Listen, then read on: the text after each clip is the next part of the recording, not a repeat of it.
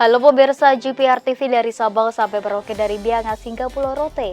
Bertemu kembali dengan saya Anggria Ratri dalam kanal siaran berita pemerintah.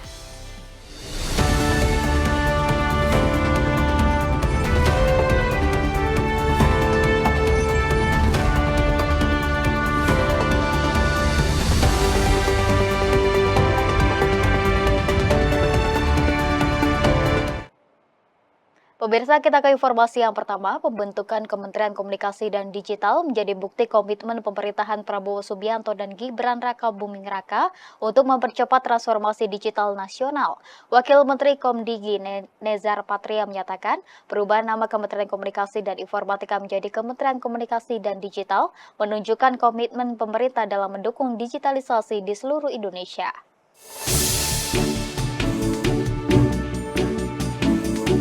Pemerintahan Prabowo Subianto dan Gibran Raka Buming Raka secara resmi mengubah nomenklatur Kementerian Komunikasi dan Informatika menjadi Kementerian Komunikasi dan Digital. Langkah ini bertujuan untuk mempercepat transformasi digital nasional serta menunjukkan komitmen pemerintah dalam mendukung digitalisasi di seluruh Indonesia. Wakil Menteri Komunikasi dan Digital Nezar Patria menekankan bahwa salah satu fokus utama Kementerian Komdigi adalah memastikan setiap kementerian lembaga serta pemerintah daerah memiliki Computer Security Incident Response Team yang diharapkan mampu menjaga sistem digital nasional dari ancaman serangan cyber yang semakin meningkat. Selain itu, Kementerian Komdigi juga berkomitmen untuk terus membangun infrastruktur digital yang kuat dan meningkatkan pemanfaatan konektivitas digital guna mencapai target pertumbuhan ekonomi nasional sebesar 8%. Dan Informatika menjadi Kementerian Komunikasi dan Digital. Nah, perubahan nama ini mengisyaratkan ada political will yang cukup besar dari kabinet merah putih untuk mempercepat transformasi digital, sehingga digital menjadi tema yang penting. Sekaligus pesan Pak Presiden, Pak Prabowo, bagaimana kita bisa mengejar pertumbuhan ekonomi 8% itu dengan memaksimalkan ekosistem digital yang terbentuk untuk berkontribusi terhadap economic growth atau pertumbuhan ekonomi. Di sisi lain, Wakil Menteri Komdigi Angga Raka Prabowo menekankan pentingnya digitalisasi pemerintahan sebagai salah satu solusi dalam mengentaskan kemiskinan di Indonesia. Menurutnya, digitalisasi akan memungkinkan pemerintah memiliki data yang akurat, sehingga distribusi bantuan sosial dapat dilakukan dengan lebih tepat sasaran. Bersama dengan Wamen Nezar Patria dan Menteri Mutia Hafid, Wamen Angga Raka juga menyatakan akan saling bekerja sama guna mewujudkan target pemerintahan Presiden Prabowo Subianto untuk memberikan manfaat yang maksimal bagi masyarakat. Terobosan dalam pengentasan kemiskinan yaitu memberikan subsidi langsung kepada rakyat-rakyat kita atau masyarakat yang masih miskin, dan itu hanya bisa dilakukan jaminannya biar masyarakat mendapatkan manfaat langsung dan tepat sasaran itu dengan digitalisasi. Pemirsa, 2 hari menjabat sebagai Wakil Presiden, Gibran Raka Buming Raka langsung gerak cepat melakukan kunjungan kerja di sejumlah lokasi. Salah satunya ialah proyek pusat pelatihan olahraga di daerah Cibubur, Jakarta Timur. Wapres menyebut Cibubur Youth Elite Sports Center dirancang dengan standar internasional dan akan menjadi pusat latihan utama bagi para atlet. Wakil Presiden Gibran Raka Buming Raka melakukan peninjauan terhadap progres pembangunan Cibubur Youth Elite Sports Center di Jakarta Timur pada Selasa 22 Oktober 2024. Dalam kunjungan tersebut, Gibran didampingi oleh Menteri Pemuda dan Olahraga Dito Aryo Tejo, Wakil Menteri Pemuda dan Olahraga Taufik Hidayat, Wakil Menteri PUPR Diana Kusumastuti, serta pejabat Gubernur DKI Jakarta Teguh Setiabudi. Peninjauan ini bertujuan untuk memastikan bahwa proyek Cibubur Youth Elite Sports Center yang saat ini telah mencapai 61% dapat diresmikan oleh Presiden Republik Indonesia Prabowo Subianto pada akhir tahun 2024. Adapun proyek senilai 245 miliar rupiah ini meliputi pembangunan dan renovasi berbagai fasilitas olahraga yang diproyeksikan menjadi pusat pelatihan sejumlah cabang olahraga seperti panahan, panjat tebing, renang, dan gimnastik untuk meningkatkan prestasi atlet Indonesia.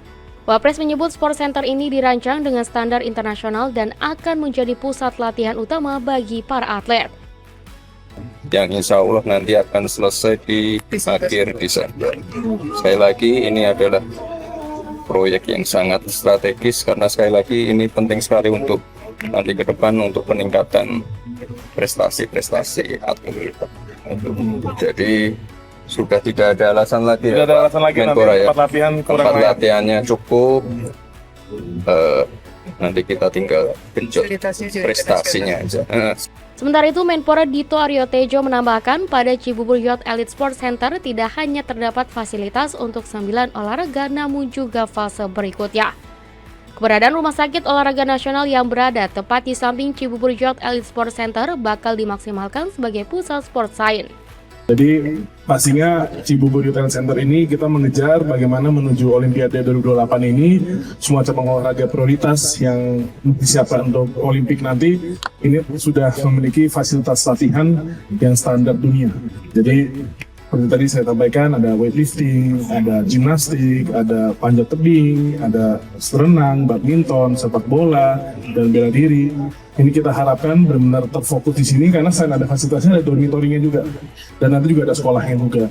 Dan bahkan fase selanjutnya nanti ada rumah sakit olahraga di sebelah yang kita jadikan pusatnya sport science. Jadi ya kompleks Cibubur ini kita modernisasi dan kita maksimalkan fungsional.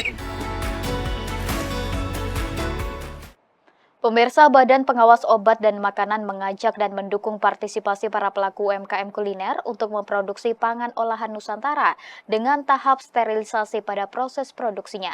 Kepala BPOM menilai steril komersial pangan memainkan peran penting dalam menjaga kualitas pangan olahan Indonesia untuk bersaing di pasar global.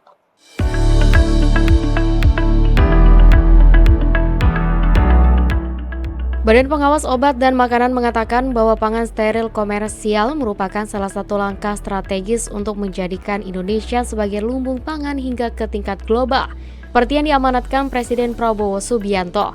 Kepala BPOM Taruna Ikrar dalam Forum Koordinasi Nasional Pangan Steril Komersial menyebutkan, Indonesia memiliki sumber daya alam yang berlimpah yang dapat mendukung kebutuhan pangan.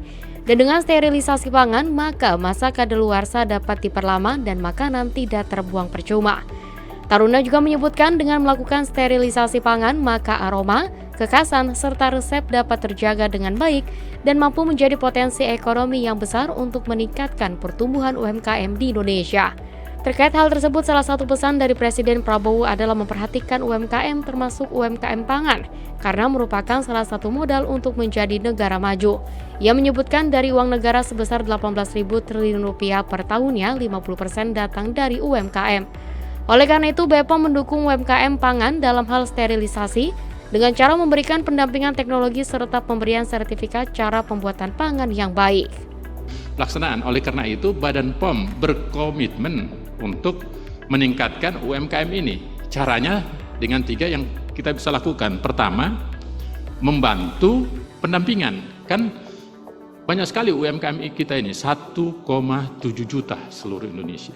Dari 1,7 juta itu, tentu masih banyak yang terkendala persoalan digital, melek teknologi, apalagi sampai pada tahap teknologi untuk sterilisasi, pangan steril dan sebagainya. Nah, sementara sebetulnya sumber bahannya itu sangat besar.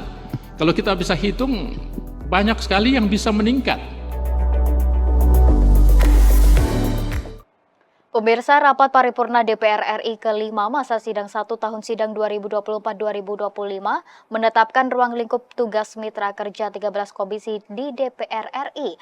Lalu apa saja ruang lingkup 13 komisi tersebut? Berikut ulasannya untuk Anda.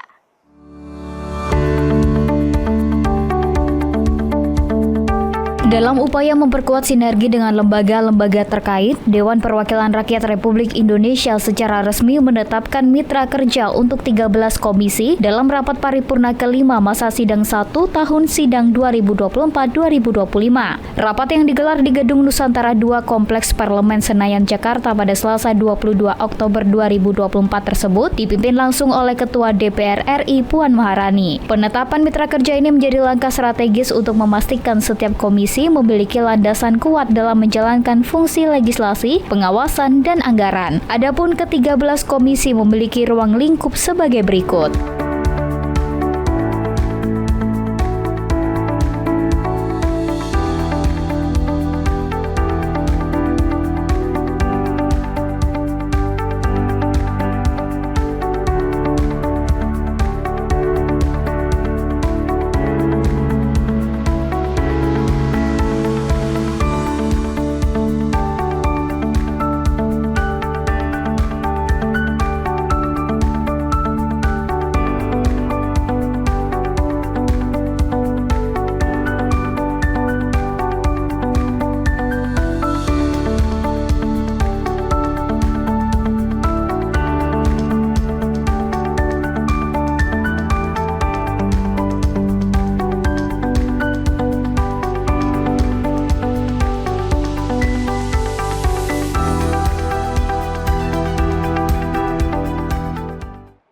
Pemirsa, kami akan segera kembali dengan informasi lainnya, tetaplah bersama kami.